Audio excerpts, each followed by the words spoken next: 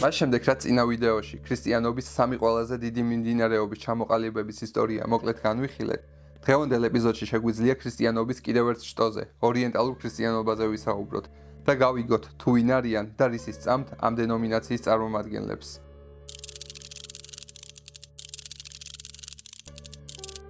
ყველაფერი მე-5 საუკუნის რომის იმპერიაში დაიწყო, როდესაც კონსტანტინოპოლის პატრიარქმა ნესტორმა ახალი ქრისტიანული დოქტრინა, ნესტორიანიზმი ჩამოაყალიბა, რომლის თანახმად იესო ქრისტე ორი ბუნებისა და ორი პიროვნების შემადგენელ სუბიექტს წარმოადგენდა, ხოლო დედამისი წმინდა მარიამი არა ღვთისმშობელი, არამედ ქრისტეს მშობელი იყო. მისმა ახალმა დოქტრინამ ხალხის მასებში მომხრეები მალევე შეიძინა და მან გავრცელება რომის იმპერიის შიგნით სწრაფი ტემპით დაიწყო. ამის საპასუხოდ რომის იმპერატორმა თეოდოსიუს მეორემ 431 წელს ქალაქ ეფესოში მსოფლიო საეკლესიო კრება მოიწვია, სადაც მსოფლიოს სხვადასხვა კუთხიდან წარმოდგენილმა სასულიერო პირებმა პატრიარქ ნესტორის ახალი დოქტრინის შესახებ იმშელეს. დაძაბული კამათის შემდეგ კრებამ ნესტორის სწავლება დაგმო და ერესად გამოაცხადა და აქამდე არსებული ქრისტოლოგიური სწავლება იესო ქრისტეს ერთი პიროვნებისა და ორი ბუნების შესახებ კიდევ ერთხელ დაადასტურა. კრებამ ასევე ერთსულოვნად განაცხადა, რომ წმინდა მარიამი არა ქრისტეს, არამედ ღვთისმშობელს წარმოადგენდა.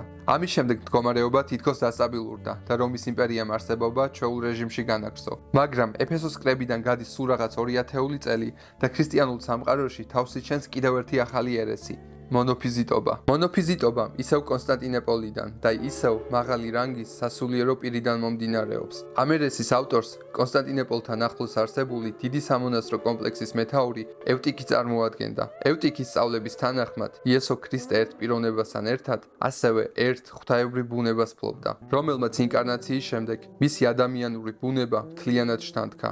ამ ახალმა თეოლოგიურმა დოქტრინამ, განსხვავებით ნესტორიანობისა, თანამოაზრეები ბევრად ნაკლებ დროში უფრო მეტი რაოდენობით შეიძინა. მათ შორის იყვნენ ალექსანდრიის პატრიარქი დიოსკორუსი და ასევე რომის იმპერატორი თეოდოსიუს მეორეც, რომელსაც ახალი სწავლება ცხადად არასდროს უღიარებია, მაგრამ მის მიმართ სიმპათიებს ყოველთვის გამოხატავდა. ევტიქის მიმართ გამოხატულმა ასეთმა სიმპათიამ რომის იმპერატორ თეოდოსიუს მეორეს ახალი მსოფლიო საეკლესიო კრების გამართვისაკენ უბიძგა. რაც არ უნდა გასაკვირი იყოს, კრებამ მხარი ევტიქის მონოფიზიტურ სწავლებას დაუჭირა, რაც კრების ძალადობრივმა ფორმამ და დარღვეულმა რეგლამენტმა განაპირობა. ამ მოვლენებიდან 2 წლის შემდეგ, 451 წელს, რომის ახალმა იმპერატორმა მარსიანემ ქალაქ ქალკედონიაში ახალი მსოფლიო საეკლესიო კრება მოიწვია, სადაც მშელობა ისევ და ისევ ქრისტოლოგიურ საკითხზე გაიმართა. კრებაზე ორი მთავარი პოზიცია გამოიკვეთა. პირველი პოზიციის თანახმად იესო ქრისტე ერთი პიროვნებისა და ორი ბუნების, ადამიანურისა და ღვთაებრივის მატარებელი არსება იყო,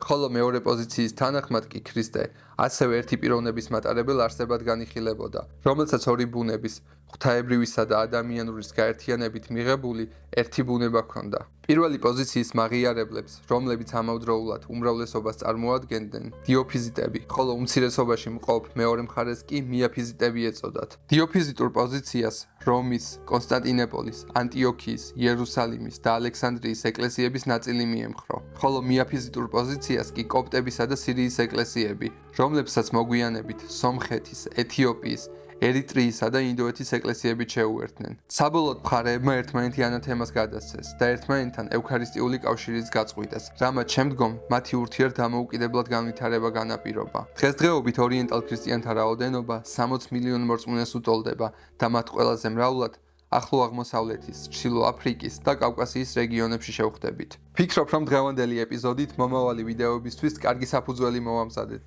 რითაც მომავალში საშუალება გვექნება კიდევ უფრო ახლიდან გავიცნოთ ორიენტალი ქრისტიანების რწმენა და ტრადიციები.